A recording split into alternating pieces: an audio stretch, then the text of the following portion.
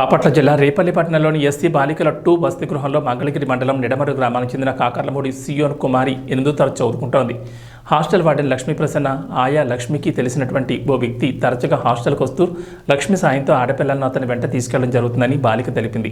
ఇప్పటికీ 2 విద్యార్థులు అలా వెళ్లి మళ్లీ తిరిగి రాలేదని, ఎందుకు రాలేదని వార్డెన్ అడిగితే వాళ్ళకి టీసీలు ఇచ్చి పంపించామని సమాధానం చెప్పారని, ఈ క్రమంలోనే సియోన్ కుమారిని కూడా వ్యక్తితో వెళ్లాలని ఆయా లక్ష్మి హుకుం జారీ చేసిందని, దీంతో ఆ బాలిక ఆ వ్యక్తిపై బండిపై వెళుతుండగా మార్గమధ్యంలో ఎక్కడికి తీసుకెళ్తున్నామని ప్రశ్నించగా ఆ పిల్లని 2 సార్లు కొట్టాడని, అలాగే బాధతో బండి వెనక కూర్చున్న బాలిక పెద్దకొండూరు గ్రామం వద్దకు వెళ్ళాక సదరు వ్యక్తి టీ తాగేందుకు బండి ఆపడంతో అతని చెర నుంచి తప్పించుకుని వెళ్ళింది. బాలిక పరిస్థితిని గమనించిన స్థానికులు విషయాన్ని బాలిక తెలిపింది. దీంతో బాలికను దుగ్గనాల పోలీస్ స్టేషన్లో గ్రామస్తులు అప్పగించారు. జరిగిన ఒక సంఘటనకు బాధ్యులైన వారిని శిక్షించారని, తమ పిల్లలను తమతో పాటు పంపించి వేయాలంటూ ఆర్డీఓని బాలిక తల్లిదండ్రులు కోరారు. జరిగిన సంఘటనపై రేపల్లి ఆర్డీఓ హేలా షారోన్ ఎస్సీ బాలికల వసతి గృహాన్ని పరిశీలించి దర్యాప్తు చేసి బాలికను తల్లిదండ్రులను వివరాలు అడిగి తెలుసుకున్నారు.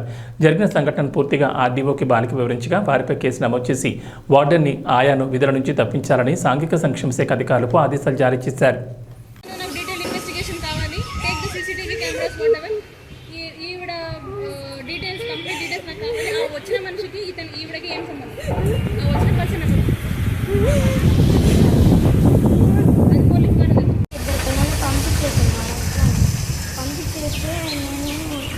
ఒకరోజు గమనించాను, గేట్ దగ్గర కూర్చొని మాట్లాడుతుంది.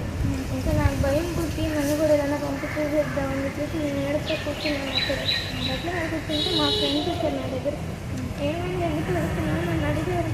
నేను ఏం సమాధానం చెప్పాను తెలియక ఇక ఆమె నేను ఎన్నో మాటలని నాకు తెలుసుకోను.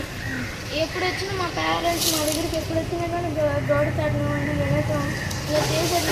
నాకు అందుకని భయం పుట్టి నేను చెప్పేదాన్ని కాదు మేడం, ఇది చెప్పేదాన్ని కాదు. ఒకరోజు ఇలాంటి మేడం చెప్తాను, మీరు ఇలాంటివి చేస్తున్నావు అని చెప్పి మేడం చెప్తానన్నానని చెప్పేసి 2 రోజులు అన్నం లేకుండా నన్ను శోకంలో పడేస్తున్నాను.